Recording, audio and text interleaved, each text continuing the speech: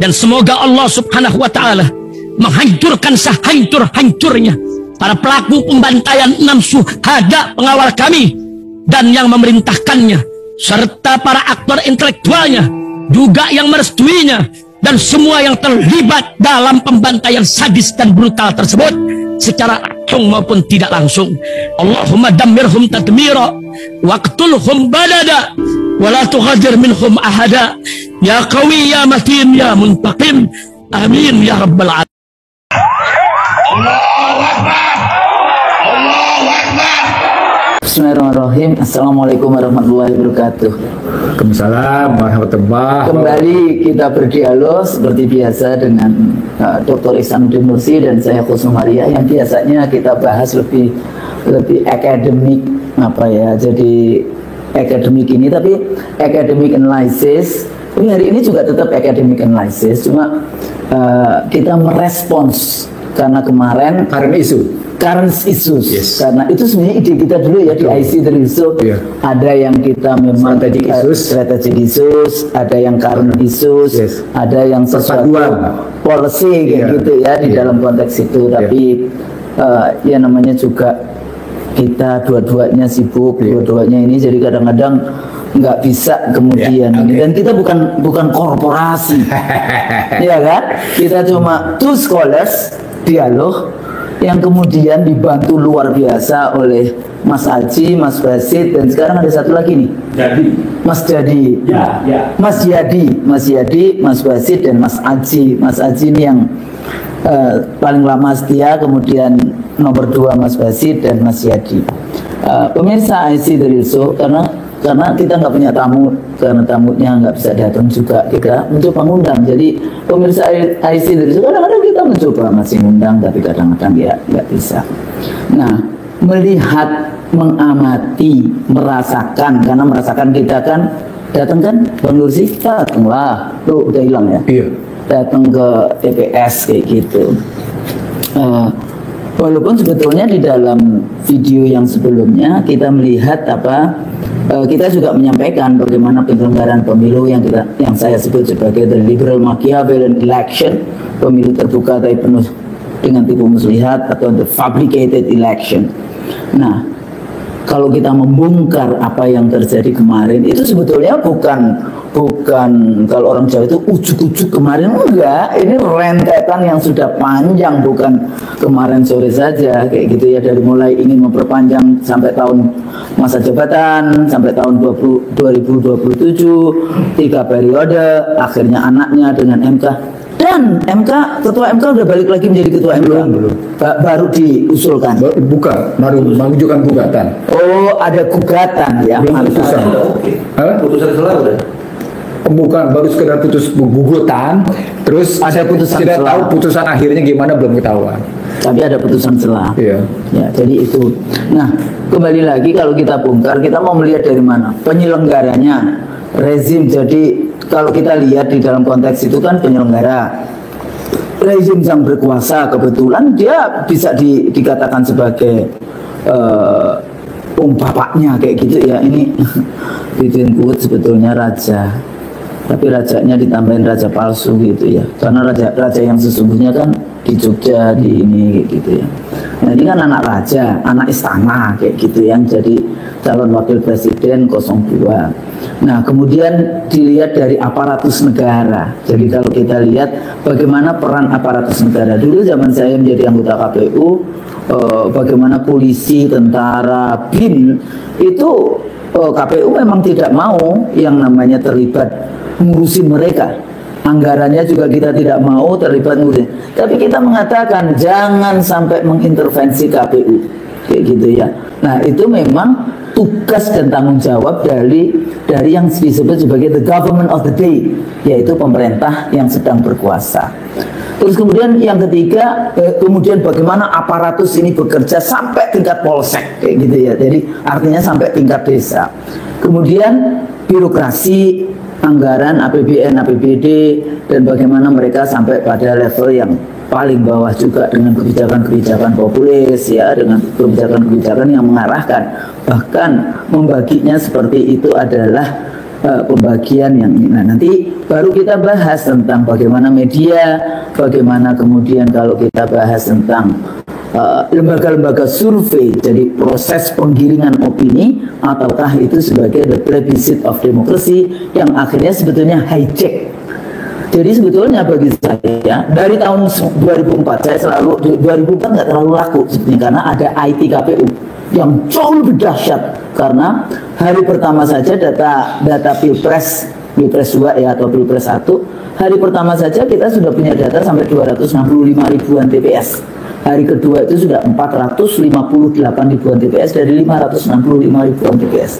Sehingga data quick count yang 1719 TPS menjadi nggak laku karena KPU lembaga yang dibentuk oleh konstitusi bisa delivery pekerjaannya yang memberikan informasi. Jadi sudah masuk infotainment juga ada informasinya, ada entertainmentnya melalui IT KPU, dan yang mengisinya itu adalah aktivis-aktivis mahasiswa dari mulai HMI, IMM, PM3, Himabudi, IPNU, BEM dari Uncen sampai Syahkuala, jadi terlibat 54.900-an aktivis mahasiswa yang terlibat menjaga suara rakyat aman sampai di KPU.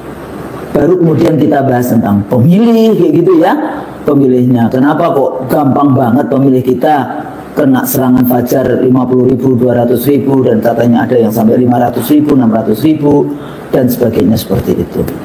Nah, bagaimana kita membongkar mulai dari sebelum pemilunya, kemudian hari H, voters turnout-nya, dan nanti kita lihat kenapa IT KPU yang sebetulnya di 2004 itu kita di kecamatan PPK ya, desainnya kita di PPK karena di PPK itulah terjadi banyak transaksi, maka IT KPU-nya ditaruh di PPK. Yang kedua karena teknis, masalah listrik, masalah jaringan teleponnya, jaringan data dan sebagainya itu belum ya, harusnya sekarang lebih canggih karena itu 20 tahun yang lalu. 20 tahun yang lalu alhamdulillah sukses. Kenapa hari ini kok jadi seperti ini? Tapi tidak ada yang namanya server itu milik asing, tidak ada. Kita bikin sendiri namanya data center dan disaster recovery centers dengan waktu itu 64 Itanium server yang di Indonesia cuma ada 3. Satu di Tokyo, Bank of Tokyo, yang 2 di KPU. Nah, jadi kita bikin seperti itu yang transparansi dan akuntabilitas. Nah, hari ini kalau kita mulai, apa sebetulnya Bang yang terjadi? Baru siang terus kemudian deklarasi. Jadi kalau di 2004 dulu SBY misalnya ya deklarasi ini terutama di putaran 2 atas dasar data KPU yang sudah 358 ribuan TPS dari 565 ribuan TPS, dan KPU memberikan data itu kepada semua pasangan calon. Jadi kita secara berkala kita kasih itu data-data perkembangan hasil dari yang dimiliki oleh KPU kepada pasangan calon presiden dan wakil, semua dikasih. Nah, sampai kemudian waktu itu seringkali yang Golkar kayak gitu, wah kayaknya IT-nya KPU lebih canggih dibandingkan websitenya Golkar, websitenya yang lain dan sebagainya seperti itu. Nah, jadi Bang, kalau kita bongkar apa sebetulnya yang terjadi di kita, walaupun sebetulnya kita kan juga udah tahu, kita kan sebetulnya udah tahu yang namanya desain gitu ya. Mereka wa makaru gitu kan, wa makarullah. Nah, cuma mereka nggak memasukkan wa makarullah, wallahu khairul makirinnya itu enggak kayak gitu. Jadi kita bongkar, bongkar ini supaya paling tidak what can I do, what can we do, apa yang harus dilakukan oleh para elit bangsa kita. Masa sudah tahun 99 kita, 98 kita reformasi, yang dulu merasa bagian reformasi sekarang juga KKN juga dan sebagainya seperti itu. Kita mulai dari, kita jangan bicara dulu peralatan teknologi. Nah, itu tadi kan saya karena saya dulu ketua divisi IT, jadi nggak tahan juga nggak ngomong kayak gitu. Kita mulai dari seperti kita selalu ulang di IC dari show. Kita bicaranya sistemnya dulu. Ya, sistem. Sistem pilpres. Sistem pilpres. Kita pilpres saja dulu, nggak usah pilek. Pakai pilek juga. Pilpres saja dulu. Pilpres saja dulu. Oke. Ini kan dasarnya karena 6A ayat 2. Iya. Undang Dasar 2002. Ya. Partai politik, presiden diusulkan oleh satu partai politik atau beberapa gabungan partai Partai politik. untuk dipilih secara langsung dalam pemilu, kan gitu. Iya. Jadi kata kuncinya adalah soal pemilihan langsung. Iya. Kata kuncinya sistem pemilihan langsung. Kalau pakai istilah Husnul atau pakai istilah akademik, dia popular vote, Popular vote. ya kan? Iya. Nah, ternyata sesungguhnya popular vote bukan hanya di Indonesia bermasalah. Seluruh dunia yang menggunakan modal popular vote pasti bermasalah. Dan mereka pikir Amerika popular vote. No. Amerika itu pakai electoral college. Iya, electoral college. Ya kan. The winner takes all. Padahal sudah 250 tahun itu mereka beri. Bahasa lainnya itu berarti pasal 6 ayat 2 atau Undang-Undang Dasar 2002 sebagai Undang-Undang Dasar 45 yang diamandemen memang bermasalah. Dan karenanya kita perlu memperbaiki atau kita perlu kembali. Kenapa? Karena ini bertentangan dengan sila keempat. Nah, Musyawarah. kerakyatan Perwakilan. dipimpin oleh hikmah kebijaksanaan dalam permusyawaratan perwakilan. Itu dulu kerangka berpikirnya. Oke, sistem ya, kita bahas tentang sistem. Nah, artinya memang ada sistem yang salah yang kita terapkan. Dan ini sudah satu generasi, Husnul. Iyalah, dari 98 kan udah Dari 90, enggak 2004. 2004. 20 tahun. Iya, 20 Iya. tahun. Satu generasi. Satu 20 tahun. generasi, iya. Ya. Jadi sudah satu generasi kita Ternyata gagal. gagal. Oke. Jadi ganti. Jadi Balik lagi ke MPR. iya. Nah, itu yang mestinya kita setia pada para pendiri republik. Iya. Kita setia pada kajian mereka. Kita kemudian tidak mengingkari Pancasila. Kayak kolbu mereka, pikiran Iya, mereka, kepentingan mereka. kecilnya mereka Iya. berpikir, perjuangan mereka. Betul sekali. Itu satu. Kalau kita sudah bicara sistem, maka mau tidak mau kita bicara berikutnya tentang bagaimana sesungguhnya kerangka lebih lanjut dari kebijakan yang ada sekarang. Kan sistemnya ternyata salah nih, 6 ayat 2. Nah, ternyata saya dapetin, Husnul, situasi quick count atau exit poll pada hakikatnya cuma menerapkan apa yang biasa kita sebut sebagai how to lie with statistic. How to lie with statistik. Ini statistik itu untuk lie memang. Sama juga kan kalau biasanya ngomong tentang growth atau ngomong tentang itu kan ya statistik. Wah, kita apa namanya income misalnya kan income kita berapa. Lah itu income kita itu sama dengan income-nya orang Sembilan-Naga sama saya dibagi 2 kayak gitu kan. Iya, makanya ketika ada orang bicara soal makan siang gratis, susu gratis sebagai mengambil posisi negara miskin, statistiknya menyatakan PDB per kapita 75 juta.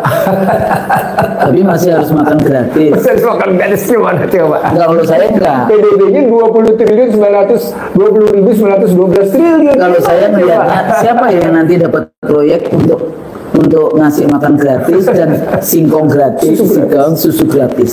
Proyeknya berapa ratus triliun seperti kasus food apa namanya estate gitu kawasan pangan. Nah, nanti persoalannya ada yang dapat proyek. Jadi balik-balik lagi kalau diambil dari perspektif itu, makanya saya bilang begini, orang kok baru ribut sekarang, udah tahu nih how to lie statistik sudah disiapkan, sudah berjalan selama 20 tahun. Dan khusus untuk 2024, sesungguhnya sudah dirancang sejak lama.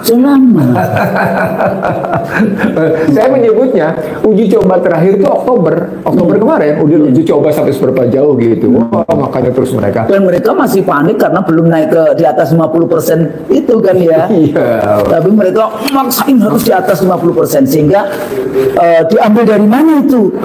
Karena Samplingnya. Karena itu terus mereka menggiring opini.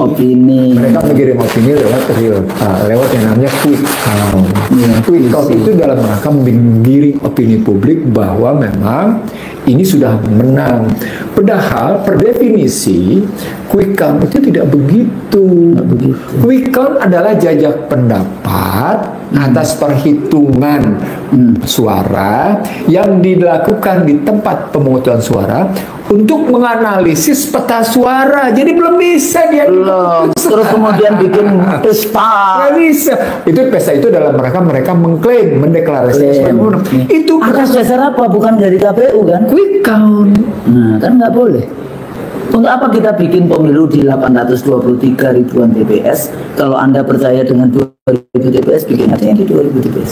Itu karena perang psikologi. Ya. Itu pembentukan menggiring opini, perang psikologi sehingga langsung mendeklarasikan.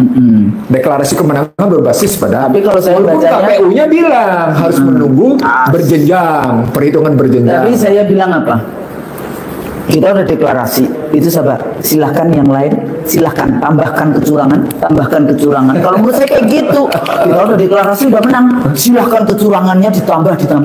Kalau menurut saya gitu. Iya, jadi Sebagai mantan anggota KPU kayak gitulah ya. Jadi kadang-kadang gimana sih?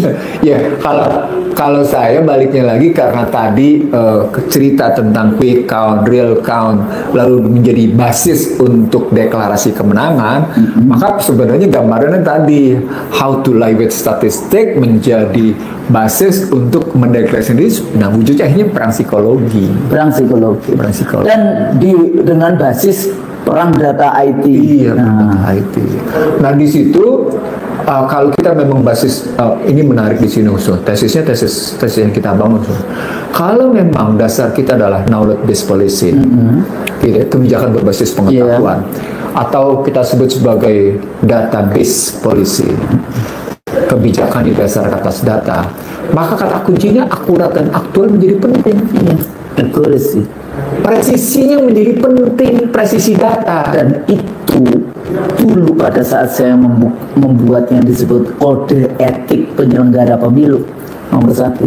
Nah, di situ Akurasi data itu nomor 1 karena itu suara rakyat, amanah. jadi KPU boleh memberikan persetujuan kepada lembaga survei, tapi KPU harus menjamin bahwa lembaga survei menyajikan data yang akurat dan aktual. Dan Nggak tahu kita dapurnya bagaimana. nah, di situ masalahnya. Nah, sementara kita ribut soal lembaga survei itu sudah lama. 6 lembaga survei dijadikan rujukan untuk kemenangan, deklarasi kemenangan, kan kacau. Kacau. Padahal dia kartel sebetulnya. Kartel. Padahal kalau mau dilihat lebih dalam lagi, seolah-olah terjadi persaingan antara KPU dengan 6 lembaga tadi. Ya. Nah, akhirnya pertarungan adalah pertarungan kredibilitas lembaga. Kan? Iya. Kredibilitas lembaga. Mana lembaga yang bisa dipegang untuk menunjukkan bahwa dia dipercaya? Data Karena ingin survei. menyatakan kemenangan, maka digunakanlah 6 lembaga yang melakukan quick count dibanding dengan KPU yang menyatakan kami masih menggunakan perhitungan berjenjang 30 hari. 30. Dan itu tidak mungkin dong seperti itu. Jadi sebenarnya pertanyaannya menjadi mau kemana sesungguhnya ketika deklarasi di Istora itu? Jadi menurut saya lembaga survei di dalam model di Indonesia kayak gini ya, jadi nggak usah, itu sebetulnya pengganggu pekerjaan KPU yang harus menjaga amanah dari suara rakyat aman sampai di Jakarta, padahal KPU sedang menjalankan tugas Ya. konstitusi. Iya, jadi bahasanya begini Husnul. Kalau memang kita sedang menjalankan konstitusi, jangan kita turunkan reputasi dan kredibilitas kita hanya karena tadi. Nggak boleh. Atau ada order juga, Bang. Ini tetap satu. Oh, alam. Apalagi kemudian peserta pemilunya mendayagunakan satu situasi yang reputasinya, kredibilitasnya, sesungguhnya masyarakat sudah memunculkan sebuah sikap distrust, kan gitu? Iya, sudah distrust. Sudah Apa dulu distrust. waktu itu disobedient? Iya, distrust dulu, Distrust dulu, terus disorder, disorder, baru disobedient. disobedient. Nah, coba kalau ini diteruskan, apa memang kemudian tidak melahirkan disorder terus disobedient? Itu sudah disonder sebetulnya. Nah, itu berantakannya sekarang. Sekarang maka semua masyarakat ramai-ramai berkontribusi bahwa pemilu itu curang.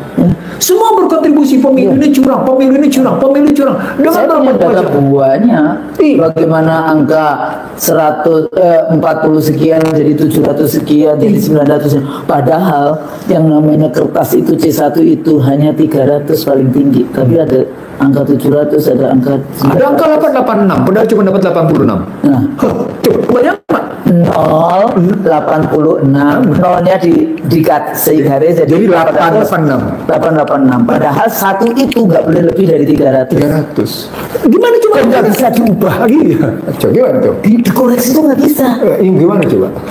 Jadi akhirnya paslon 1 yang dapat 120-an sekian kalah dengan angka 886. Saya juga baca itu 086 menjadi 886 karena nolnya itu dipotong di tengah. Ada lagi temuan yang lain di tempat lain. Dia tinggi dapatnya, tapi di tempat situ jadi ambruk dan yang lain pasangan yang lain dinaik sedemikian rupa. Ini C1 berubah dengan apa yang terjadi tayangan. Nah, ketika kita ngobrol terjadi perbedaan di Sisrekap KPU, saya mendapatkan informasi menarik, Husnul. Ini ternyata kalau tadi Husnul bicara tentang server gitu ya, ini servernya ternyata ISP-nya, ya, Di Cina. bukan, Apa? di Singapura. Alibaba.com Singapore E-commerce Private Limited. Sesuatu yang begitu pentingnya untuk apa kayak gitu. Padahal kita sudah 20 tahun lalu kita punya server sendiri loh. Data center KPU dan Disaster Recovery Center DC dan DAC-nya itu milik KPU sendiri. KPU bangun sendiri. Ini saya bacain ya. Saya bacain ya Husnul ya. Sirekap web.kpu.go.id ya. Udah, itu Sirekap. Jadi sistem rekapitulasi. Oke. IP address 170.33.13.55. Hostname 170.33.13.55. IP ring 170.33.12.0 dash 170.33.15.225 CDR. ISP-nya Alibaba.com Singapore E-commerce Private Limited. Organization Itu Bang yang selalu saya katakan, menjadi anggota KPU itu nggak bisa sembarangan juga. Dia juga punya knowledge nggak tentang kedaulatan, tentang kedaulatan politik, tentang yang kayak gitu-gitu. Nah kalau kemudian ya ini liberal juga ya berarti ya. Iya ini sampai IP address-nya jelas sekali, servernya di mana, country Singapura. Walaupun ada yang ngomong, oh iya kalau bikin sendiri mahal, enggak. Saya pernah bikin semuanya cuma 395 miliar. Wih, Sandiri Nursi aja punya server. Oh kita dulu 64 Itanium server dengan 16 robotic tape, 16 terabyte robotic tape backup gitu ya. Jadi mereka backup sendiri dan sebagainya seperti itu. Punya kita masih ada itu di KPU. Jadi Alibaba Cloud yang dipakai di sini. Kacau. Dan katanya lebih jelek dibandingkan pinjol. Loh, karena itu kemarin keluhannya kami di hijack jutaan sampai Iya. Ngomong Lu nggak ngerti gitu kan? Jadi lagi-lagi buat apa anggaran sampai 70-an triliun itu gitu loh. Berapa? 76 kan? Saya dulu cuma 7,2 triliun, 3 kali pemilu juga. Jadi oke. Itu satu dari mulai perhitungan konsen 1 ke atas sampai dengan mereka gitu. Jadi yang kedua tadi yang pertama sistem, yang kedua soal IT-nya, soal how to live with statistiknya, baru kemudian ke IT-nya, sekarang yang ketiga, yang keempat. Kalau kita sudah tahu modelnya begini gitu ya, lalu semua pihak menyatakan ini satu putaran karena berdasarkan quick count kan, gitu. Quick count. Nah, quick count yang tadi Didesain sebagai suatu keputusan. Kita dengar ada presiden nggak tahu dari negara mana kayak gitu ya, yang mengatakan dia ikut cawe-cawe. Ingat ya, kembali dong ke videonya Aisyah dan Yusuf. Dan tidak netral. Kampanye. Iya. Jadi artinya ketika masuk ke dalam suasana satu putaran, mereka ingin membenarkan tesa bahwa kemenangan mereka 50+1 satu putaran. Nah, menariknya mereka tetap mendasarkan diri pada yang namanya quick count dan real count. Begini caranya kalau kayak gitu. Kita sesuaikan dulu dengan aturannya. Ya. KPU ngikut real count atau quick count, atau kemudian KPU tunduk pada aturan? Itu pertanyaan besarnya. KPU tunduk pada konstitusi dan undang-undang. Atau sekedar rekayasa teknologi? Itu maksud saya pertanyaan. KPU kayaknya nggak ngerti. Jadi politik IT saya dulu kan dihujat juga kan, saya bilang saya memang tidak. Anda bukan hanya sekedar dihujat, bahkan termasuk disebut-sebut sebagai koruptor tapi tidak terbukti. Jadi disebutkan bahwa gitu ya IT bla bla bla bla. Saya bilang saya memang tidak kuliah IT, tapi saya sebagai ketua divisi IT KPU penghitungan suara dan data pemilih, database penduduk dan pemilih berkelanjutan, saya tahu politik IT. Nah, itu tadi nggak akan saya kasih server ke Alibaba karena saya tahu politik IT. Gitu kan? Sebetulnya di situ. Masalahnya begini, Husnul, IT itu tidak bisa bikin apa-apa tanpa brandware. Brandware-nya itu di Husnul gitu. IT itu nggak bisa kerja tanpa brandware. Mereka memang punya perangkat keras, perangkat lunak, tapi isi perangkat lunak itu brandware-nya. Jadi jangan kalau sekarang kan kita pakai apa itu yang 5, 4 apa itu namanya, revolusi.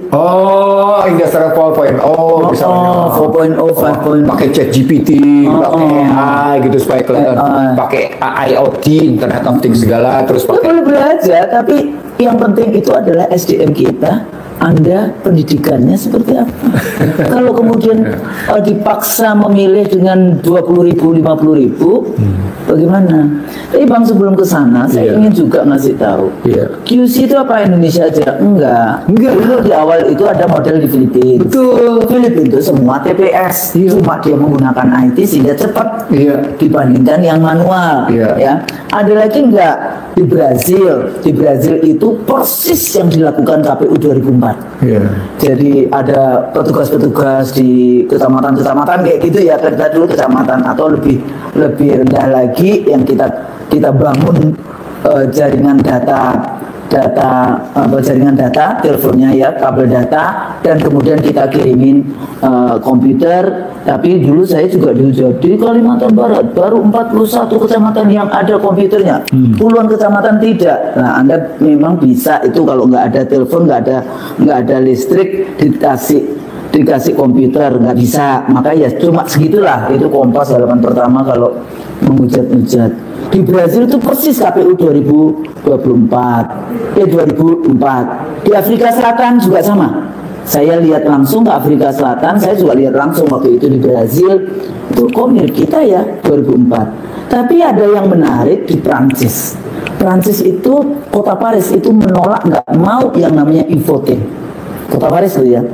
Nah, mereka menggunakan KPU-nya berada di dalam Departemen Dalam Negeri. Jadi yang namanya quick count-nya itu oleh KPU. Jadi caranya gimana? Kan di sana kan dari pagi sampai sore ya, sampai jam 6 ya, yang namanya milih. Terus kemudian diambil, kalau sudah dihitung 200 surat suara pertama dihitung, kirim ke KPU. Tapi semua TPS dihitung sampai jam 8 biasanya. Itu cepat itu karena ya mereka di Prancis ya. Jadi 200 pertama yang dihitung dari 1.000, 1.500, yang paling tinggi 2.000, tapi rata-rata 1.000 sampai 1.500. Itu 200 pertama dihitung, dikirimkan ke KPU. Baru nanti KPU breaking news kira-kira jam 8 dari hasil quick count-nya KPU yang semua orang tahu. bahwa semua TPS itu dihitung, bukan cuma 2000 TPS, semua TPS senegara itu dihitung, tapi hanya 200 hitungan pertama. Dan itu dilakukan oleh KPU. Jadi sebetulnya ada yang dilakukan oleh KPU, ya. Kalau Brazil juga KPU, South Africa juga KPU, itu kayak artinya data paralel gitu ya, melayang data cepatnya. Kita kenapa cuma 2000 TPS dari 823? Mereka ngotot sudah ilmiah gitu gimana? Ini juga mereka bilang nih, real count KPU pukul 20, Prabowo tetap pimpin suara 56,51%. Wah, ini real count, bukan lagi bicara QC, Ya. bukan lagi quick count. Berapa 44% ya yang sudah masuk? Ya, sudah masuk di situ. Jadi mereka bilang Tapi begitu. jumlahnya berapa Pak? Aku lihat jumlahnya Jadi kira-kira masih yang masih masuk, yang sudah 44 masuk 44,45%. ya persen, tapi jumlah Yang masuk datanya, Nominalnya, absolutnya, datanya. Absolutnya saya belum dapat. Mereka hanya Ada nyebut kok. angka relatifnya di situ. enggak. Jadi ada, jadi angkanya itu kayaknya cuma sekitar berapa namanya? Kita lihat ya. Jadi kalau Jadi 10.232.036, jadi kayak 10.300.000 lah dinaikkan. Kemudian Ganjar 7.180, Iya. jadi 7.200.000 lah ya, jadi 10 juta mas, 7 jadi 17.500 ya juta. Terus yang satunya lagi 22.822.988, ya udahlah 23. Jadi tadi berapa? 17 sama 23 berapa? 17, 23, 40. 40. Iya. Sudah 45%. Jadi voter turnout-nya berapa? Pemilihnya 204 juta. Ya, 807, 552. Nah, 200 juta. Iya. Ini cuma 40 juta kurang. Iya. Ya dengan detailnya ya. Iya. 44%. Iya. Ya kita kalau bikin 50% berapa? 102 mestinya. Enggak, maksudnya ini sudah 45% masuk kan? Iya, kalau dibikin 50%. Enggak, jadi voter turnout-nya berapa? Enggak, maksudnya ini ada hubungannya. Apakah betul kasus-kasus banyak pemilih yang mau mencoblos tidak bisa mencoblos gitu loh? Oke, gitu ya. Oke. Nah, maksudnya ini kan cuma yang tadi ya saya hitung, ini data KPU loh ya, ini dari KPU yang kita buka.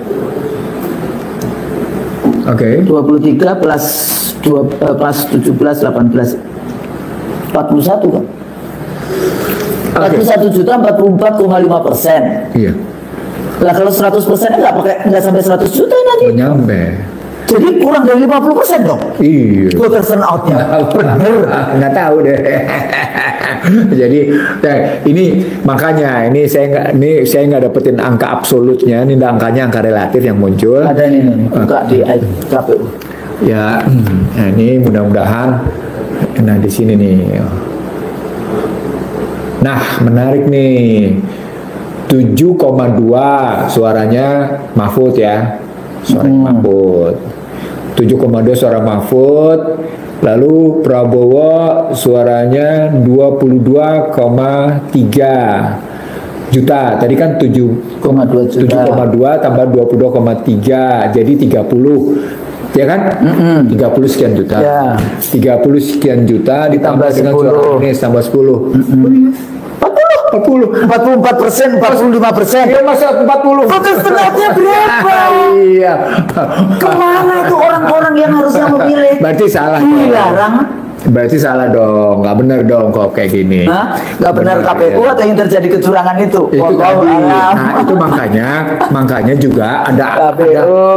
ada lagi angka-angka yang beredar nih Husnul. Nih, Nah, ini resmi loh, ada gambarnya iya, merah putih saya KPU. tahu. Iya, saya tahu itu juga resmi didapetin, makanya terus angkanya ini justru ketidakberanian menampilkan angka mutlak, tapi menampilkan angka relatif karena nanti akan ketahuan sesungguhnya real votersnya berapa, partisipannya berapa, senjangnya berapa, kan gitu ketahuan Ustaz. Iya. Jadi akhirnya angka relatif loh nggak bisa dihitung dong kalau jumlahnya 40 jutaan, kita itu 42 juta. Masa 42 juta sama dengan 44,5? Kan nggak logis gitu, logikanya kan gitu ya nggak Bisa ketemu. nggak logis begitu, bisa juga karena memang banyak kasus di beberapa tempat tidak mendapatkan surat suara Tidak mendapatkan surat suara atau sehingga dia tidak bisa nyoblos. atau diumpetin untuk nyoblos dicoblosin kalau di Madura dicoblosin. Ya betul. Gitu loh. Nggak cuma di Madura, ada lagi surat suara yang ada Palu Arit, Iya. Semarang itu. Di Semarang.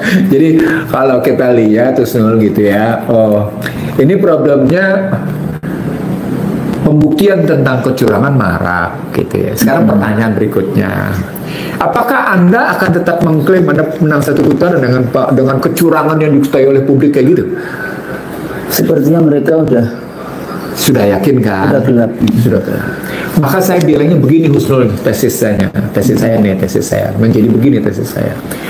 Kalaupun Anda tetap menang berbasis pada legalitas quick atau real count yang betul, maka Anda tetap melahirkan apa yang disebut dengan distrust tadi. Distrust yang terakumulasi, dia bukan sekedar, dia langsung shortcut to the disobedient. Dia dampaknya bukan lagi sekedar disobedient naik di political riot. Nah, ketemu tuh tesisnya tentang bangsa terbelah. Di situ ketemu tesisnya tentang national tragedy, perhara bangsa. Political unrest, Iya, political unrest, social riot, political riot. Jadi jatuhnya itu, saya mengatakan begini, baik 01 atau 02 dengan model kayak gini, dia akan tetap berujung pada posisi political riot sih kalau kayak gini caranya. political unrest. Karena Political KPN unrest. sendiri juga nggak ada yang namanya cepat tanggap koreksi. Saya masih ingat dulu. Bukan, Apa sebenarnya poin besarnya adalah KPU sendiri punya beban etik wanita emas, beban etik soal penghitungan suara perempuan, beban etik pendaftaran Gibran. Itu semuanya beban etik. Itu menunjukkan bahwa seluruh keputusan yang muncul itu tanpa etika. Sementara paslonnya juga beban Tanpa etik dari etika. Pamanku, gitu Iya. kan. Jadi MK. jadi penyelenggara begitu, peserta begitu, repot nggak? Repot. Nah, Dan pada saat yang sama, yang paling saya sedih adalah begitu teganya rakyat kemudian dipakai untuk melegitimasi dengan uang-uang receh seperti itu untuk kemenangan-kemenangan yang seperti itu. jadi baliknya lagi kalau punya sikap tega atau tidak tega, tapi rujuknya adalah yang penting gua menang, etika itu soal nomor 2. Ini pengalaman segala cara dong. Iya, Machiavellian election. Kan saya sudah ngomong itu. Tapi bukan berarti ini cuma di 2019 juga begitu. Iya, makanya saya bilang tadi sebelum tadi kita talk show, kita sebut tadi, ini sebenarnya mengulang. Cuma aktornya yang dulu di oposisi, Iya. sekarang dia sudah bahagia Iya. dengan menjadi. Iya, jadi ini mengulang. Nggak, sesungguhnya dari segi modal kecurangan, Ya ada yang gitu-gitulah. baru. Nggak ada yang baru. Nggak ada yang Dalam baru. konteks ini nggak ada yang baru. Dulu juga C1 Plano juga kayak gitu. Sama. Iya. Nggak ada yang belajar. DPT gitu fiktifnya juga sama. DPT fiktifnya banyak. Sama gitu. Sampai KTP tercecer di mana-mana. KPTP berkarung-karung jatuh tercecer. juga ada sekarang. TKA dikasih IKTP Nah, juga ada. gitu. Jadi sebetulnya nggak ada yang baru. Nggak ada yang baru. Nah dari Mestinya kan berpikir ya. Iya, jadi artinya begini. Saya kira ini bukan cuma ada motif tertentu, berarti ada misi tertentu di balik kecurangan ini. Ada misi yang tidak dicapai lewat kemenangan ini. Persoalan pokoknya apakah misi bangsa atau misi pihak luar? Gitu. Yang ada ya misi korporasi kong kali kong. Apa itu yang kita sering sebut unholy alliances. Iya, yang menarik gini, Oso. Bandar yang menarik gini, Oso. Saya secara nggak sengaja gimana? ketemu teman-teman dari korporasi. Saya kira mereka berbaik hati sama saya gitu, masih tetap hangat.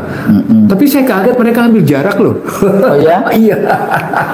Padahal di IC Terbisu semuanya isunya adalah academic license ya, Iya, jadi bisa dipakai di 01, bisa dipakai 02, bisa di 03, gitu. Karena kita policy Iya, kan, kita- jadi iya. policy based knowledge. Iya, knowledge based policy. Knowledge based policy. Jadi beda betul gitu. Jadi saya terkejut juga, teman-teman gue yang di korporasi gede-gede ini ngambil jarak rupanya ya. Rupanya. Tapi saya percaya sih di Al-Quran kan selalu dibilang, ya kan, yang baik akan berkumpul dengan Ini yang baik. mudah-mudahan kita termasuk yang baik. Insya Allah, amin. Insya Allah, Insya Allah, amin. Karena Allah. Nah, jadi kita sudah bicarakan tadi soal sistem, soal how to lie with statistik, ya kan? Lalu berikutnya soal Live with statistik, lalu berikutnya soal penggiringan opini. iya, soal kemudian IT-nya, IT-nya. gimana, lalu soal bentuk-bentuk kecurangannya, Alibaba segala macam gitu. Nah, yang terakhir di sini, apa yang mau dicapai dengan kecurangan itu? Misi apa dengan kecurangan itu? Gitu. Ini apa namanya, nepotismenya itu dinasti. Gini Husnul, saya belajar tentang kemuliaan dan keagungan kekuasaan. Filsafat nih jatuhnya. Al-Quran juga. Ya kita, iyalah pastilah. Ali Imran 26. Iya, begitu. Oke, betul. Dan di 28 ya tahu. Iya. Jangan pernah memilih pemimpin yang kafir. Motifnya 26, saya motifnya 28 langsung. Iya. 27-nya itu juga kekuatan Allah yang siang dan malam. Jadi kalau kita bicaranya perspektifnya apa yang kita mau capai dalam kekuasaan? Iya, apa ya? Ya, apa sebenarnya yang mau dicapai? Apakah Kayak memang materi? bukan? Pertanyaannya begini. Apakah Anda tidak terpikir dalam benak Anda, terpikir dalam kalbu Anda bahwa kekuasaan yang tidak berbasis pada kepercayaan publik, yang tidak berbasis pada moral publik, Dan itu akan runtuh. yang tidak berbasis pada etika publik, bukan sekedar turun Husnul, endingnya nggak bagus, Runtuh, terhina. Itu makanya Joko Widodo disebut oleh The Economist awalnya memberikan angin segar, akhirnya memberikan bau busuk. Ada itu tulisannya saya juga baca. Ekonomis kamunya begitu gimana coba? Awalnya memberi angin segar, penutupnya memberikan bau busuk, itu kan nggak bagus begitu. Itu yang saya bilang, sorry to say, omongan saya di 2014 sudah kayak gitu, Husnul. Hati-hati loh, Anda terakhir bisa terhina loh saya bilang. Jadi kenyataan. Anda mau lihat bisa buka tuh rekam jejak digital saya tuh. Saya ngomong begitu dan di mana-mana. Hati-hati loh, Anda terakhir akan terhina kalau caranya kayak gini. Mengakhiri jabatan dengan Tapi dalam konteks mobil politik, Bang, ya. ini kan bagian sebetulnya yang penguasa-penguasa boneka yang dibangun oleh hegemoni global. Ya, ini yang selalu saya bilang, ini false truth. Di dalam false truth itu selalu terjadi deception, selalu terjadi hiding the truth gitu ya, penyembunyian kebenaran, penyesatan kebenaran gitu ya. Dan akhirnya orang bukan trust seeking the truth, tapi akhirnya dibalik trust seeking the false, yang saya sebut sebagai false authority. Ujungnya gitu. Nah, karena statusnya false authority baik pada eksekutif maupun legislatif, ya pada yudikatif ujungnya adalah false certainty, Husnul. Itu problem besarnya. Kalau orang sudah sampai pada 3 komponen, 3 lembaga muncul sudah dalam perspektif false authority, false certainty, dan masyarakat sudah masing-masing berkecamuk, tidak lagi dalam posisi peaceful harmony, tidak lagi dalam posisi gotong royong kerjasama sosialnya, kerjasama sosialnya baik. Maka yang terjadi itu tadi social distrust. Jadi di lingkungan masyarakat dia tidak utuh, tidak peaceful harmony, dia selalu terbelah-belah gitu posisinya. Sementara pada eksekutif, legislatif, dan yudikatif dia melahirkan yang kita sebut sebagai false authority dan false authority. Apa dampaknya? Tadi terbilah habis. Saya ingat tesisnya John S.B. Tribalism Tribalism itu. jatuhnya begini nih, jatuhnya jadi begini nih. Nanti makan sesama. Bahkan sesama ujungnya. Ini loh, ini saya ini juga ya, rupanya mereka dulu sudah kampanye untuk sampai ke sini, Husnul. Jauh loh, mereka sudah Enggak, sampai ini bagaimana nggak bisa ini, akhirnya mempersiapkan anaknya lah yang bisa masih tetap. Di situ saya tidak percaya, Husnul, bahwa yang namanya dokumen akademik yang mereka munculkan bukan dokumen politik, Jadi saya selalu punya standar untuk melihat ini, is it the real academic document or this is the real political document? Dokumen. Iya, Jadi itu. it's not scientific, Not scientific, tapi itu. mau apa istilahnya kalau di dalam gitu, manifesto Ini mereka. manifesto. Nah, itu yang terjadi pada Rosto kan, manifesto. Iya. Manifesto. Rosto. Rosto sendiri bikin judulnya manifesto. Manifesto, Makanya saya bilang itu bukan teori pembangunan 5 langkah, 5 tahap. Itu yang saya bilang, ini kalau begitu sesungguhnya bukan dokumen akademik, ini dokumen politik. Apalagi muncul ke Paul Samuelson. Mundur lagi ke belakang. Ya kan makin jelas lagi. Muncul lagi kemarin ke dalam Michael Hudson. Dia ideology of economic, ideologi ekonomi gitu. Ideologi ekonomi. Makin kelihatan lagi. Oh, pertarungannya begini toh. Sampai akhirnya terbuka terakhir tentang Angus Deaton. Welcome to the land of inequality. Selamat datang di tanah ketimpangan. Welcome tapi unequality. Injustice ada di situ. Jadi sebetulnya negara kita hari ini kondisinya seperti apa? Nah, itu maksud saya. Jadi kalau Anda menang dalam rangka tadi tidak menghadirkan trust seeking the truth, Trust seeking the truth seeking the trust, kebenaran yang menjangkau kepercayaan yang Jadi menjangkau biasanya kebenaran. nanti akan menutup jadi ini kan illegitimate, jadi nggak legitimate. Legitimasi, ya. Legitimasinya kan tidak legitimate kayak gitu ya. Nanti dia berkuasa itu dia akan tutupin jadi semakin jurangnya itu semakin Dan dalam. disitulah dampak dari yang saya bilang tadi, Anda akan menutup kekuasaan dengan hina. Itu makanya keluar tesis saya munculin sudah sejak lama nanti. Loh, saya ngomong dari sejak zaman SBY ketika namanya SBY kayak gitu kebijakannya. Hati-hati loh, saya bilang ini nggak benar. Ini ujungnya akan terhina, ini kan nggak bagus gitu. Lalu muncul banner, masih ingat saya, coba. 10 tahun jadi presiden masih masang baliho dengan masih ingat saya. Enggak. Gimana sih? Nah, itu nanti juga akhirnya kita bicara relasi yang mendekat pembicaraan kita lebih lanjut ya. Tentang sesungguhnya how to lie statistik sebenarnya hanya membenarkan pasal 6 ayat 2 bahwa pemegang kekuasaan ini adalah partai politik. Itu saya dapetin juga angka-angkanya. Tapi partai politik kan dikangkangi juga oleh sang penguasa, sang raja palsu. Betul, tetapi akhirnya terjadi hiburan, ada penghiburan terhadap partai politik. Nanti bisa kita lihat pada angka-angkanya. Ini bisa saya tunjukin Husnul pada angka-angkanya. Tapi nanti kita lompat, kita tinggal dulu, tapi itu kita siapin sebagai pembicaraan penutup. Bahwa ini arahnya membuktikan bahwa pasal 6A ayat 2 itu betul menjadi sumber masalah. Nah, ketika sumber masalah itu akan kelihatan dia menghajar pasal 1 ayat 2, pasal 2 ayat 1, Undang-Undang Dasar 45 dan akhirnya berantakan semua. Gitu. Jadi sebetulnya hari ini itu demokrasi udah habis.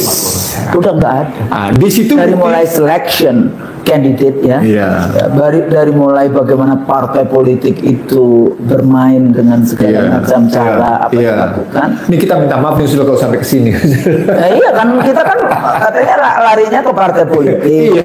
Tapi kalau kita ngomongin KPU aja kan nggak enak juga. Kan peserta pemilu. Masalahnya. Kan bicara peserta pemilu. Kan penyelenggara pemilunya KPU, peserta pemilunya Dan adalah saya partai dulu politik. zamannya 2004-2005 itu saya sudah mengatakan Panwaslu aja nggak perlu kan dulu kan ad hoc. Kemudian dijadikan Bawaslu tetap, tapi masih belum ada undangnya. Sekarang Bawaslu-nya itu tetap dan dikasih kewenangan. Kalau sebelumnya nggak dikasih kewenangan dengan dana yang besar. Tahu nggak? 2 hari sebelum pemilu kan Presiden menaikkan tungkinya Bawaslu.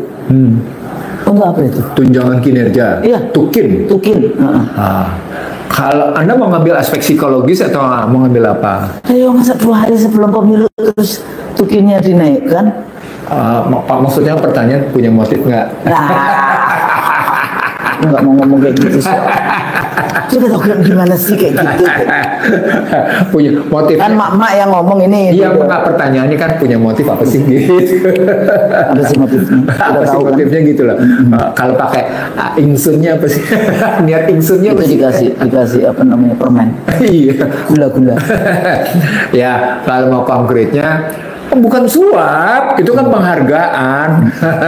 Tapi saya teringat cerita tentang Raffles. The Java. Ke Java. Bagaimana cara menghargai keluarga kerajaan dengan cara memberikan hadiah sampai akhirnya dengan mudah mendudukan kerajaan. Dikasih peti, dikasih hadiah. Itu teorinya Raffles tentang mendudukan dengan mudah, bagaimana mudahnya mendudukan raja-raja di Nusantara, khususnya di Jawa. Gampang, kalau nggak bisa rajanya, istrinya. Kalau nggak istrinya, anaknya. Kalau nggak anaknya, pamannya. Kalau pokoknya kasih aja hadiah terus aja gitu. Tunduk dengan sendirinya. Tanpa harus perang. Tanpa harus perang. Nah, begitu Raffles bikin tesis. Sama. Jadi begitu mudah menundukkan perasaan manusia, begitu mudah menundukkan hati manusia, sepanjang kita sudah bisa berebut hatinya. Dan cara merebut hatinya adalah kasih hadiah. Oke. Terus jadi apa nih yang harus dilakukan? Apa masih ada hook? Kan saya selalu pakai hook kayak gitu kan? Oke. Sebelum sampai ke situ, Husnul, saya mau ngomong dulu nih tentang pembuktian tadi, tentang partai-partai yang saya bilang tadi itu. Dia sesungguhnya menggambarkan struktur yang menarik, Husnul. Ini dia nih, Husnul. Ini ya. Ini perkiraan perolehan suara, perkiraan statusnya. Ya. Perkiraan perolehan suara. Kalau tadi kita sudah bicara tentang bagaimana paslon presiden itu harus tetap punya sikap mempertemukan antara legalitas dan legitimasi, kan gitu kan ya? Ya. Kuadrannya adalah legalitas dan legitimasi, gitu ya. Maka sekarang kita ambil sebagai peserta pemilu juga pada partai politik ini dengan angka-angka untuk membuktikan bahwa tesis nomor 2, how to lie statistik ini sebenarnya sedang mengobati para partai. Nah, menarik di sini. Coba di partainya dibayar, dikasih nih Husnul. How to lie with statistik nih Husnul. Oke. PDIP pada 2014 mencapai 18,9. Pada 2019 mencapai 19,3. Supaya PDIP tetap menjadi partai the leaders, maka PDIP diperkirakan mencapai 18. Turun dia. Turun dong dari 19. Turun ya, turun. Padahal kalau dia ambil sebagai partai pemenang, partai perkuasa, tidak mungkin dia menurun. Tidak mungkin menurun. Nah, di situ kelihatan bahwa sesungguhnya Megawati Soekarno Putri tidak terlampau risau dengan kekalahan Ganjar karena partainya tetap jadi partai pemenang. Itu obat tuh. Dikasih pil. Dikasih obat pemenang. Oke ya. Sekarang menarik di sini. Golkar 2014 14,7, di 2019 12,3. Sekarang naiknya luar biasa, Husnul. 15. Sekarang pertanyaan, emang apa prestasi Golkar? Nggak. Sampai bisa begitu gitu loh. Dahsyat kenaikannya 22% perubahannya. Oke, sekarang Gerindra menarik nih, Husnul. Untuk menunjuk bahwa ini data KPU atau data QC juga? Bukan, ini kan dilihat bagaimana kecenderungan yang muncul dari berbagai survei riset kayak gitu. Terus dilihat punya kesetaraan dalam rangka membenarkan pasal 6 ayat 2 bahwa partai politik adalah pemegang saham pemerintahan. Iya, oke. Sudah. Gerindra 11,8 pada 2014. Pileg 12,7 dari 2019. 2024 tahu berapa sudah? 14%. Naik dia 10%. Nah, Demokrat 10,9 di 2014, di 2007 turun lagi sekarang deh 7,4. Oh, dihabisin. Iya sih. Dia turun lagi. Nah, yang menarik PKB, Husnul. PKB naik dia. Oh, naik. PKS juga naik kayaknya. 9,1, 9,7 ke 11. Oke. PAN menarik di sini. Naik. Bagaimana mungkin PAN 7,6 ke 6,8 jadi 7? Kan aneh. Walaupun naiknya 0,2%, apa prestasi PAN? Udah gitu udah dipecah lagi. Udah dipecah lagi kan partai umat. Udah gitu juga kemudian jelek lagi isunya. Iya. Ya kan? Bagaimana bisa naik kayak gitu? Oh, menarik di sini. Luar biasa nih. Lalu PKS. Oh, PKS naik betul, Husnul naik. Husnul bener duka nih. Punya kepekaan politik yang bagus sebagai dasar ilmu politik. Iya iyalah, di mana-mana dia. Saya kan ngikutin juga ini. PKS 6,8, 8,2 dan 9% di 2024 itu naik dia. Kelura ada nggak? Nggak ada. Ini cuma jadi 8 partai. PSI nggak dilulusin, nggak masuk. Jadi yang Joko Widodo bilang PSI nggak masuk, PSI nggak masuk.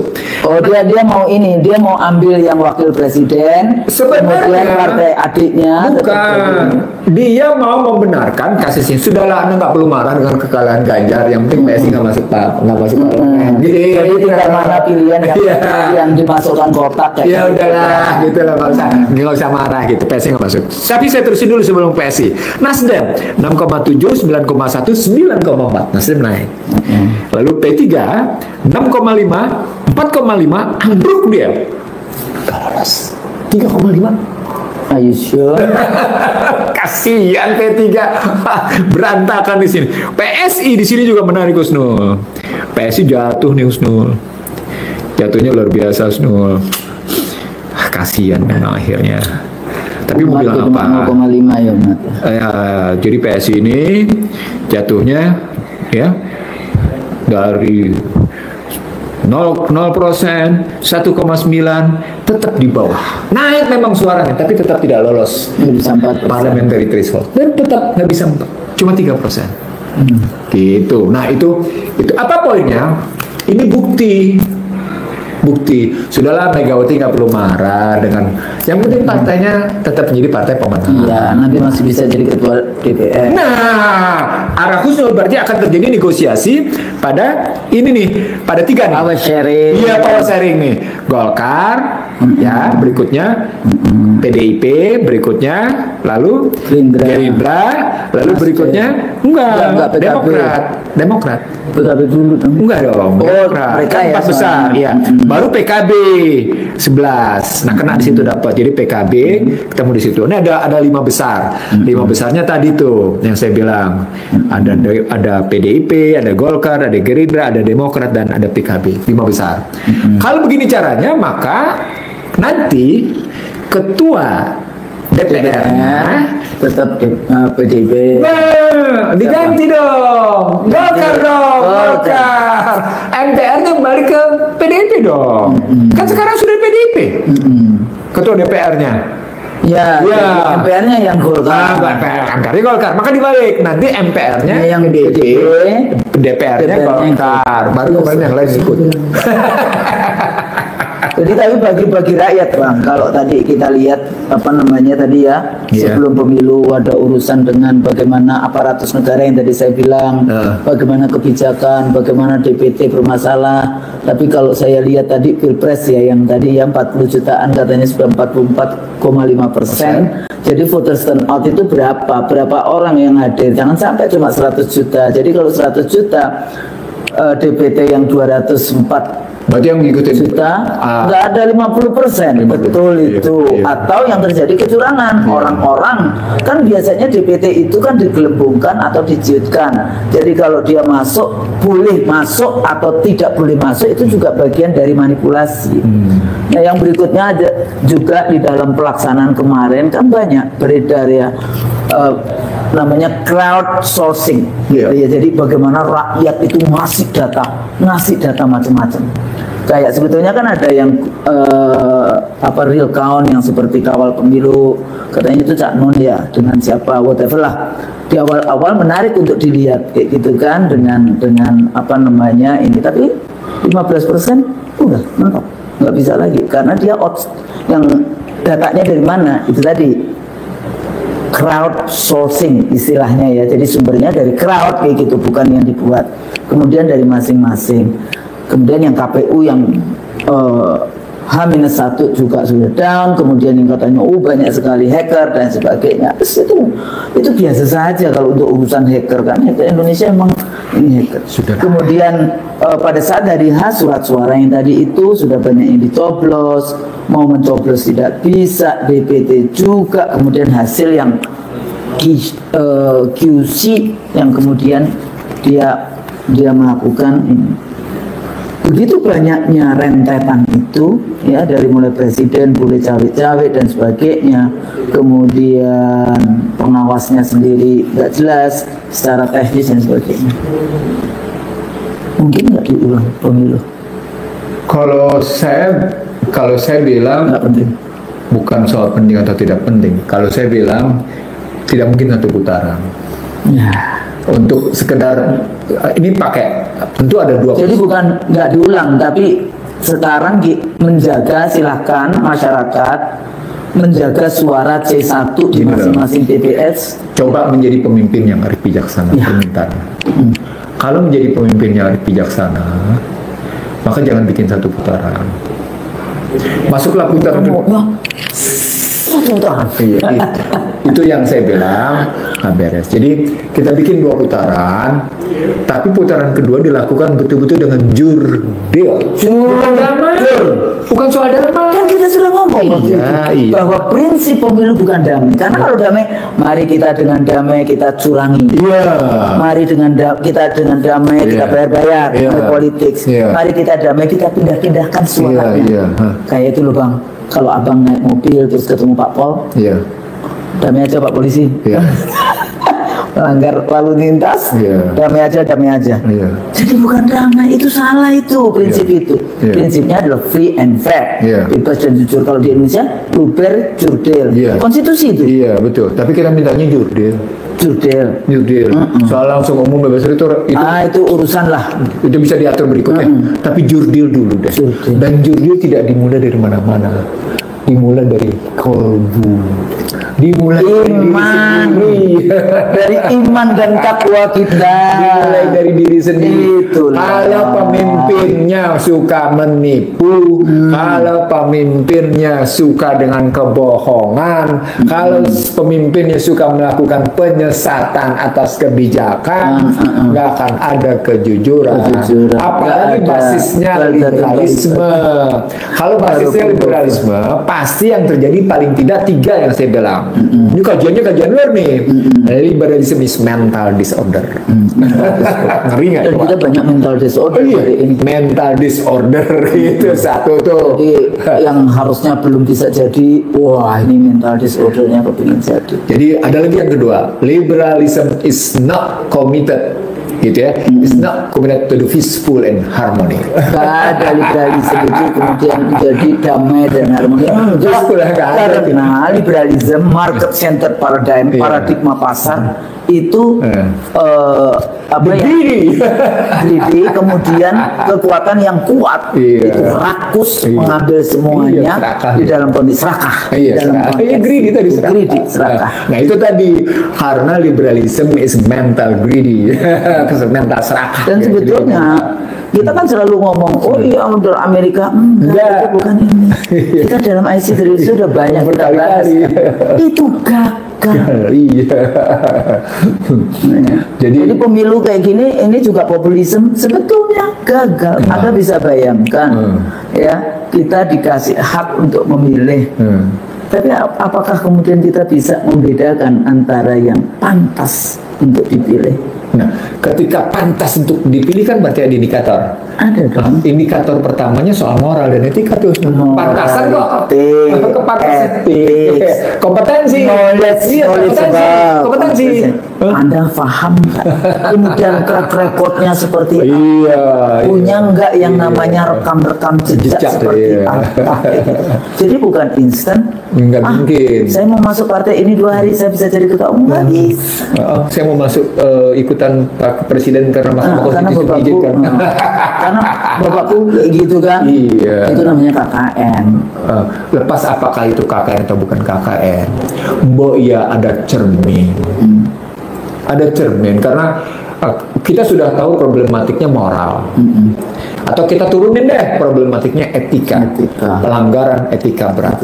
Dan itu sudah diputuskan beberapa lama. Kan kalau dia melanggar etika, MK. Itu DKPP. Kayak gitu coba. Artinya kalau sampai 1 dianggap sebagai pemenang 1 putaran, ya, 2 dianggap sebagai pemenang 1 putaran. Basisnya adalah pelanggaran etika. Ya, jadi kok seperti kayak apa ya? Kayak nggak sabar.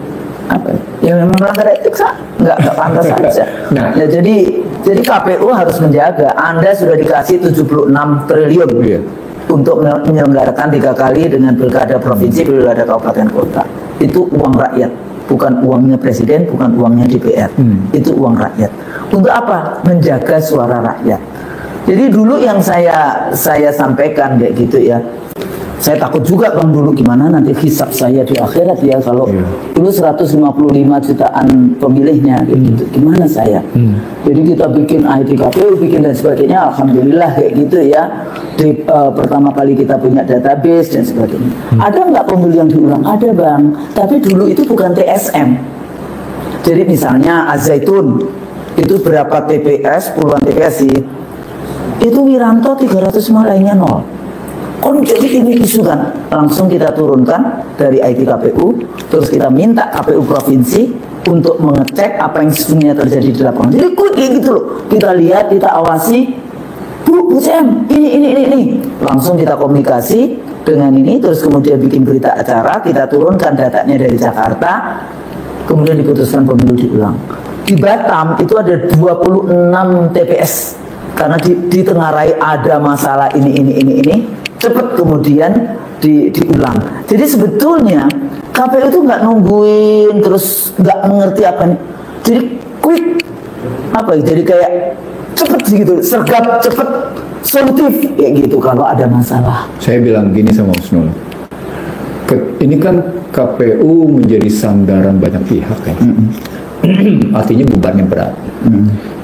Kalau mesinnya bagus, bannya bagus, seluruh komponennya bagus, maka kendaraan KPU bisa lancar. Tapi bayangkan ketika pengemudinya punya beban etika, sebagus apapun kendaraan itu tidak akan pernah bisa lancar, Husnul. Jadi ada dua beban, Husnul. Beban pertama, KPU sebagai sebuah lembaga, KPU sebagai sebuah kendaraan, dia tidak akan mendeliver political trust, karena itu jadi beban. Jadi kayak berada di itu political baggage istilahnya ya. Iya. Maka political baggage boleh, kalau saya bilang burden politik. Burden politik gitu. Political burden gitu ya. Jadi beban politik itu dia bukan cuma sekedar pada kendaraannya, tapi juga pada pengemudinya dan pada penumpangnya.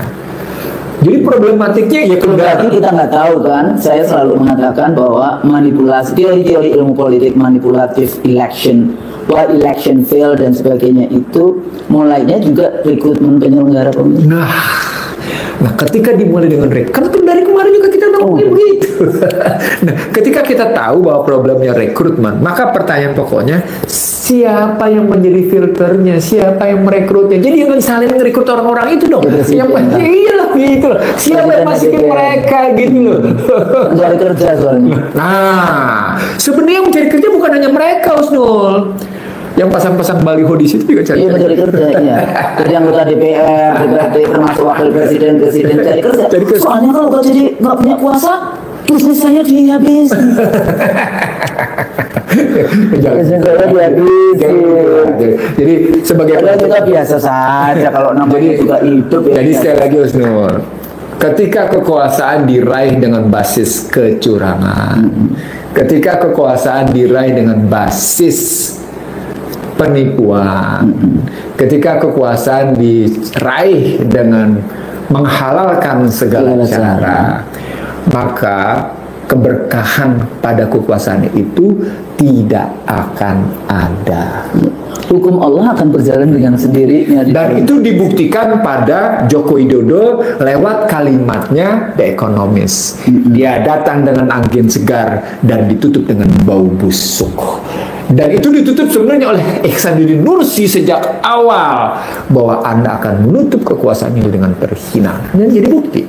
KPU 2004 pernah ditulis di halaman halaman story. The Shining Democracy Indonesia. Demokrasi Indonesia. Nah itu terus bagus lagi juga election bla bla bla, the most populous elections, the biggest election on earth, the most complicated election in the world dan sebagainya kayak gitu. Belum pernah kan ditulis bagus kayak gitu. The Economist juga 2004. Nah, tapi ada tetapinya Husnul. Ketika Anda disebut sebagai the most election complex in the world gitu ya, ada tandingannya di situ untuk menyatakan sebagai the most election complex in the world. Itu tandingannya adalah kalimatnya Jimmy Carter. Oh, Islam and democracy is compatible di Jakarta di kantor KPU itu. Kemudian pindah ke Washington, demokrasi won. In majority Muslim country, democracy has won. Kemarin juga ada yang bertanya ke saya, Bu, jadi demokrasi itu gimana? Yang demokrasi apa dulu kan? Nah itu makanya saya bilang, tergantung referensi siapa atau Islamic Democratic Governance. Gitu. Iya kan? Oh, ya. Ada, nggak apa-apa kita bahas secara Jadi paling akademis. tidak kalau pakai pendekatan akademik, demokrasi dalam pendekatan nilai, demokrasi dalam pendekatan kebijakan, demokrasi dalam pendekatan strategi, demokrasi dalam pendekatan fungsi, demokrasi dalam pendekatan instrumentasi. Nah, 5 ini harus konsisten. Nilai, Ketika maknanya itu bisa morality, dan morality yang paling tinggi ya religion. iya, iri. Dan itu ruhnya Ayo, saya kalau ngasih feedback kepada DPRD provinsi kabupaten kota itu pertanyaan pertama saya bilang, Bapak-bapak, ibu-ibu anggota dewan yang terhormat, siapakah di antara bapak ibu anggota dewan yang terhormat dalam pemilu kemarin menang dengan jujur? Angkat tangan. nggak ada yang angkat tangan. Nggak ada. Nggak berani atau nggak ada, suruh kaget mereka. Ayo siapa yang mindahin suara, siapa yang ini, siapa yang bayar KPU, siapa yang bayar Kebijakan dasar demokrasi itu apa? Kebijakan dasar demokrasi itu bisa diambil dari berbagai level. Jadi sebagai sebuah kebijakan adalah sebagai proses pengambilan keputusan. Nah, itu kebijakan dasar namanya. Strategi ini gimana? Strateginya harus mengumpulkan berbagai informasi agar keputusan tadi didasarkan atas informasi yang akurat. Dan aktual. Gitu. Gitu kan? Itu strateginya. Sekarang bagaimana fungsinya? Fungsinya agar terwujud keputusan yang berkualitas tinggi, memenuhi sistem nilai, kebijakan dasar dan strateginya. Instrumennya apa? Surat suara. Instrumennya apa? Cecokin suara. Gitu loh mikirnya. Itu demokrasi. Itu struktur ilmu namanya. Itu struktur ilmu itu begitu konsisten dia melihatnya gitu. Maka di situ ada pembuktiannya. Apakah pengambilan suara, pemutusan suara itu dilakukan dengan jujur apa enggak? Jujur apa enggak?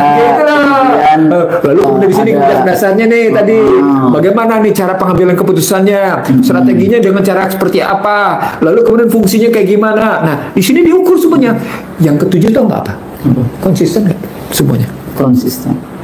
Jadi ada bukti yang menunjukkan konsistensi. Itu baru berpikir bahwa yang namanya pemilu itu dalam sebuah mata rantai yang konsisten. Kalau pakai model-model seperti sekarang, inkonsistensi yang terjadi, maka nggak bisa dipakai itu demokrasi.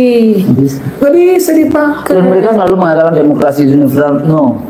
Demokrasi itu derived from experience dari Western value. Yes. Sehingga value-nya tadi berbeda dengan value yang kita. Virtue-nya paling tidak. Virtue-nya berbeda. Virtue-nya beda. Kalau kita lihat juga apa yang terjadi di negara-negara Timur Tengah, gitu, apakah dengan demokrasi hari ini itu lebih welfare atau sebetulnya lebih berantakan? Nggak usah jauh-jauh lah, Palestina yang Israel dianggap sebagai negara yang paling demokratis di daerah. Ternyata genosida. Di negeri apa namanya Timur Tengah, apa yang terjadi? Genocide. Nah, yang kayak gitu-gitu, kemudian rusaknya apa yang terjadi di Mesir, apa yang terjadi di Tunis. Paling tidak pada 9 negara Jazirah Arab dengan korban Arab Spring itu. Arab Spring maksud saya mau ngomong itu Arab Spring apa yang terjadi? Iya gitu.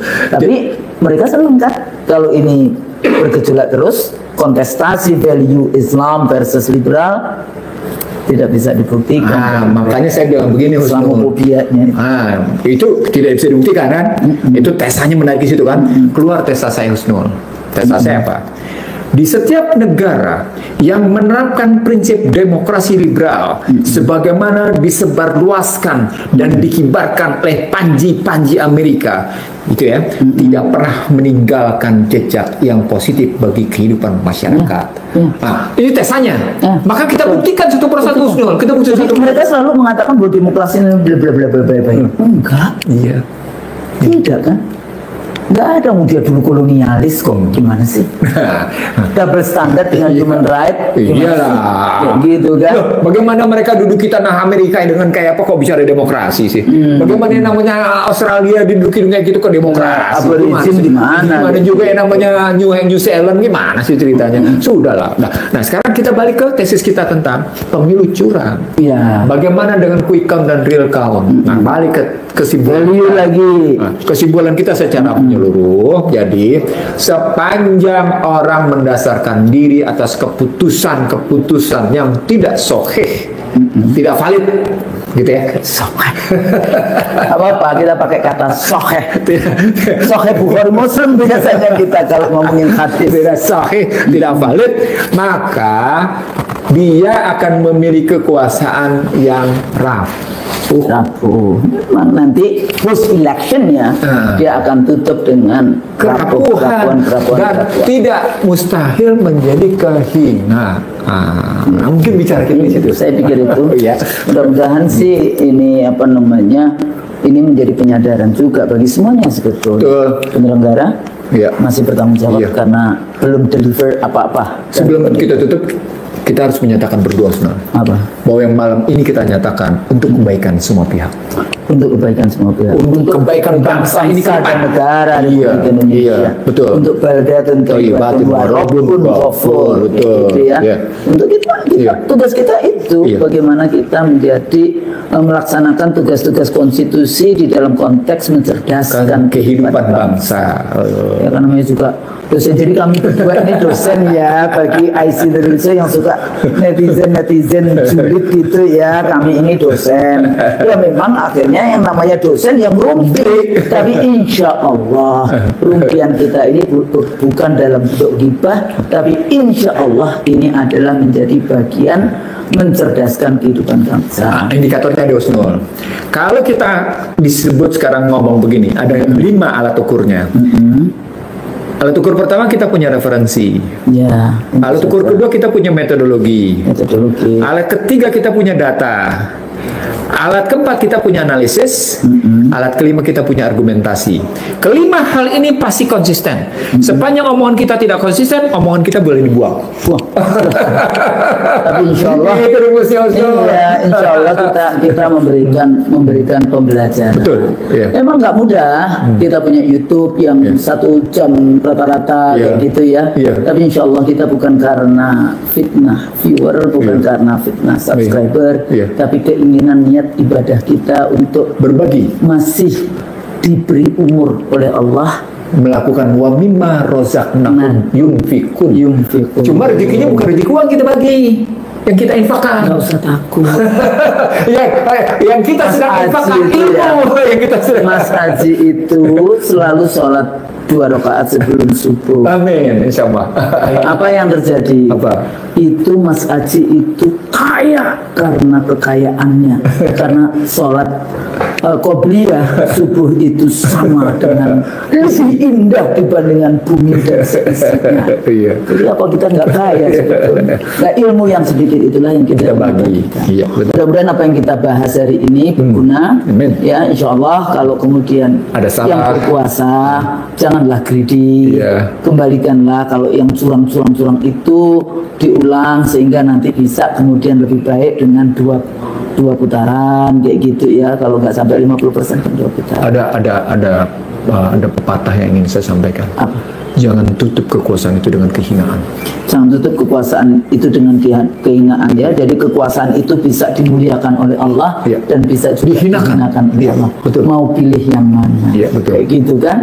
Itu pilihan. Tapi kalau orang tidak beriman itu kadang kalau aku banyak maksiat itu katanya kolbu kita itu maksiat sedikit ditutup hitam. Terus akhirnya nggak bisa membedakan antara nilai yang batil dan nilai yang Kalbu tidak pernah berhenti membisikkan kebenaran. Persoalan pokoknya adalah apakah bisikan itu mampu didengar. Ya itu tadi karena ketutup Iya, maksudnya bukan iya, karena iya. kolbunya ini Iya. karena ditutup dengan Iya. maksiat Iya. itu. Nauzubillah min dzalik. Mudah-mudahan apa yang kita sampaikan bermanfaat. Kalau kita salah, Mohon maaf. mohon dimaaf. Lahir batin. Nasrun minallah wa fathun qarib. Wassalamualaikum warahmatullahi wabarakatuh. Waalaikumsalam warahmatullahi wabarakatuh. Kok kita ngomong ngalor itu? Tapi dalam. Besok demo.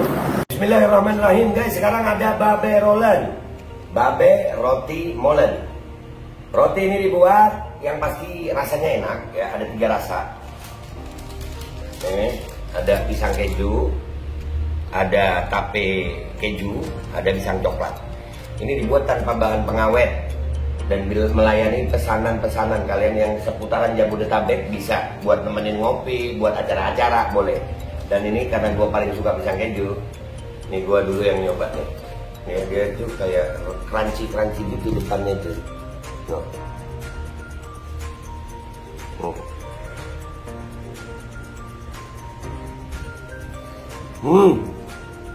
Oh tahu, crunch di depannya, terus di dalamnya empuk.